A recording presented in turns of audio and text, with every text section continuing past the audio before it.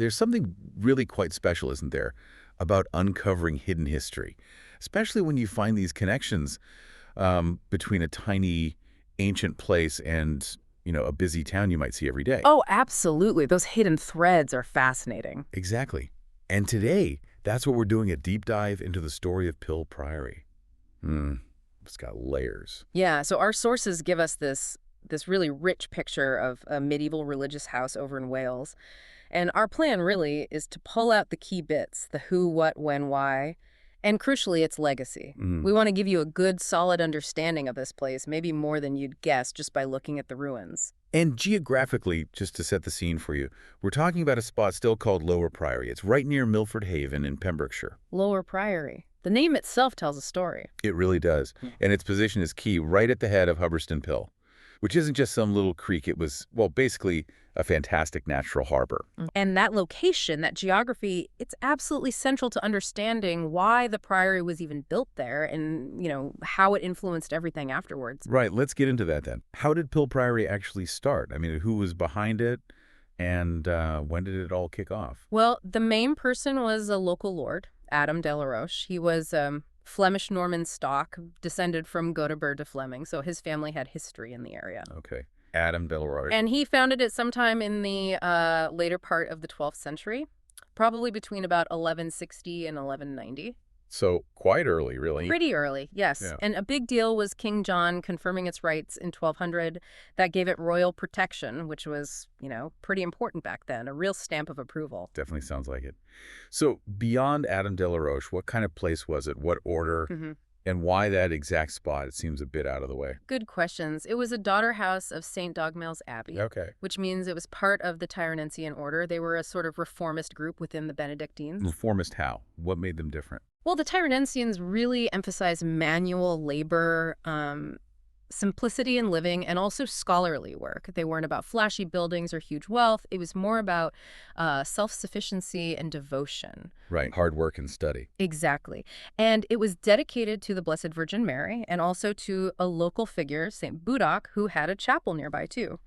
Now, the location, the why, it looks secluded, tucked between two valleys there at the head of Hubberston Pill. Yeah. But that seclusion was strategic. It gave them amazing access to the Milford Haven waterway. Our sources call it a fantastic natural harbor. Ah, so not isolated, but connected by water. Precisely. Think of it like having their own sort of private dock. It let them farm, fish, and trade easily. They were part of a network, linked to other Tyrnensian places like Caldy Island, even Glasgow over in Ireland. Wow, okay. So yeah, chosen for peace, but really well connected for its time. That makes a lot more sense. So, okay, Tyrnensian monks, this unique spot.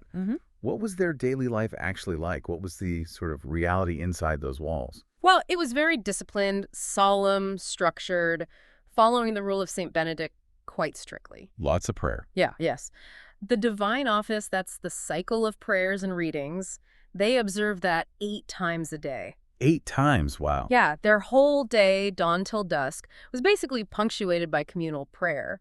But what's really striking is how few of them there seem to have been, especially later on. How few? Records from 1534 mention only 5 monks. And by 1536, just 4. 4 monks. That's tiny for a priory. It is surprisingly small, isn't it? Suggests maybe a very tight-knit community. But even with those small numbers, they managed quite a bit of land, agricultural stuff, including a mill nearby at Liddiston. So they must have worked pretty hard. They absolutely must have. Speaks volumes about their self-reliance, yeah. And this next bit, this is where it gets really tangible, I think.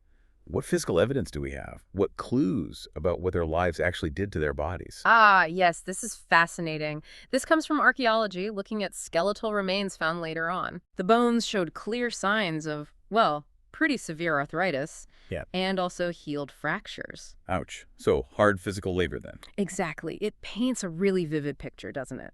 Not just monks praying, but people doing tough physical work day in, day out, probably on a pretty simple diet. It fits perfectly with that Tyrnensian emphasis on manual labor. Yeah, it really grounds it, makes them feel, yeah, aching joints and all. Totally. These weren't just names in a book. They were people living hard lives on that land. Okay, so moving from their daily lives to the building itself. What about the architecture? What can the stones tell us? What's left? And what have we learned from, looking at the structure? Well, surveys done back in the late 90s, 1996 to 99, really helped map it out. They figured out the church was cruciform, cross-shaped, Right. and pretty big, actually, about 40 meters long, east to west. It had the central crossing, north and south transepts, and the chancel at the east end. And built from local stone, I assume. Yes, mostly local stuff. Old red sandstone and carboniferous limestone. So literally built out of the landscape around it. You can imagine them quarrying it nearby. And today, the most striking bits still standing are this freestanding chancel arch. It dates to the 13th century and part of the south transept wall. Still there after all this. So there. And they're protected, actually. Scheduled ancient monuments looked after by CAD, the Welsh heritage body. Good. And what's really interesting is how bits of the other buildings, the ones around the cloister, like the chapter house, the library, that sort of thing, they actually got incorporated into newer buildings. So Pill Priory Cottage and the Priory Inn pub next door literally have parts of the old priory built into them. No way. So you can, like, have a pint next to a piece of medieval history. Pretty much. History you can literally touch. It's amazing how things get reused and layered over time. That really is incredible. Yeah. Which leads to the next question. Archaeology. You mentioned the bones, but what else have digs turned up? Any big surprises? Oh, yes. There was a really significant find during some sewer works in 96, 97. Sewer works. Not very glamorous. No, but crucial. Archaeologists did what's called a watching brief, basically keeping a close eye on the digging. And they found 26 graves in situ. Meaning undisturbed. Exactly. In their original spots, containing at least 31 individuals, all found along about a 55-meter stretch. 31. Okay. And this was really important because, well, there were older stories, maybe local traditions talking about hundreds of burials there. Ah, so the archaeology corrected the record. Precisely. It showed the reality was, quite different, much more specific. It's a great example of how digging can challenge those older, maybe slightly exaggerated tales. And these burials, they dated from the 13th up to the 16th century. Mostly laid out heads to the west, arms folded, pretty standard Christian practice. Anything buried with them? Very little, maybe a buckle from a shroud, some bits of tile. It suggests, again, that simplicity, even in death. And it's important to note, most of those graves are still there, undisturbed and protected. The few remains that had to be moved were carefully reburied nearby. So yeah, archaeology gave us a much clearer, more factual picture. Fascinating how science can refine history like that. Okay, so we've seen its beginnings, its life, its structure, but inevitably things change. What happened to Pill Priory in the end? How did it all, end? Like so many other monastic houses in England and Wales, its fate was sealed by King Henry VIII. It began to decline a bit in the late Middle Ages, but the final blow was the dissolution of the monasteries. Right, 1536. Exactly. Pill Priory was dissolved in 1536. It was part of that huge wave of suppression as Henry broke from Rome and, needed the cash. Was it a wealthy priory? Did it have much for him to take? Relatively speaking, no. There was this big survey, the Valor Ecclesiasticus, basically Henry's audit of church wealth. Pill Priory came out with a gross annual value of about £67, net maybe £52. Which wasn't a lot, even then. Not compared to the really big abbeys, no. That probably made it an easier target, actually. Smaller houses often went first. So the crown just took everything. What happened to all its lands and properties? That must have shaken things up locally. Oh, absolutely huge impact. The crown seized it all: orchards, woods, meadows, the mill, which was vital locally, properties linked to St. Budoc's and Stainton Church. Everything. Gone, just like that. Pretty much. Then the ownership started changing hands quite quickly. First leased to a John Doone, then confirmed to John Wogan. But the key moment was June 1546. What happened then? The whole manor of Pill was sold off to two brothers, Roger and Thomas Barlow, and that was it, officially out of church hands into private ownership. A story repeated all over the country, of course. But here's where the story takes a really interesting turn for the area's future. Go on. Through marriage, down the line, these lands ended up with the Hamilton family.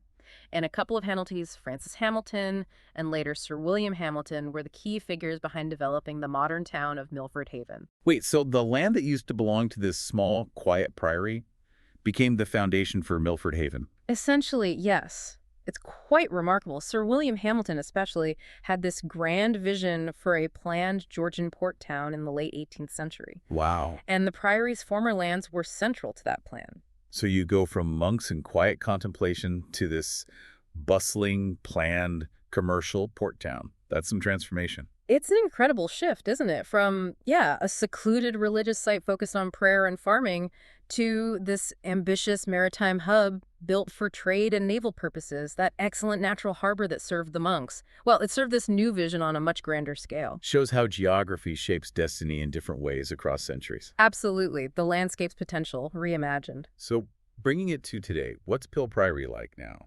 And what does it sort of represent sitting there? Well, today it's this very evocative ruin. Peaceful, quite poignant, actually. It stands there as a silent witness, really, a monument to its medieval past. A connection to those monks. A very direct connection. And it really embodies that whole transition we've been talking about from the medieval monastic world to the, maritime and industrial world that created modern Milford Haven. And the fact that the area right there is still called Lower Priory. Hmm. That name hangs on, a constant reminder. A living piece of history in the name. Exactly. The ruins give you this tangible link right there to almost 1,000 years of history. It really invites you to think about those layers of time. What a journey we've taken then from, the 12th century foundation, this Tyrannensian community? Yeah, through their daily lives, the hard work, the prayers. Uncovering those archaeological truths like the burials and the arthritis. Oh, really human details. And then tracing its end and this incredible transformation into the very basis for a modern town. It's quite a story. And what strikes me is how this relatively small priory, just a handful of monks in the end, Yeah. how it could still have such a lasting impact on the landscape, on the identity of the place, centuries after it was dissolved. It just shows how deeply connected these historical sites are to our present. Even when they seem like quiet ruins. Especially then, perhaps. And how things like, a good harbor, valued by monks for fishing, could be the key to a totally different future later on. History isn't just grand events, it's these quiet echoes, too. So maybe the takeaway for you listening is, next time you hear a place named like Lower Priory, or maybe you have passed some old ruins on a walk, just take a moment. Think about the layers beneath your feet. What does it mean, really, to know that the ground you're standing on holds centuries of stories, lives lived, changes unfolding, constantly being reshaped, reinterpreted? Makes you wonder, doesn't it, what other stories are just waiting, hidden under familiar names on a map?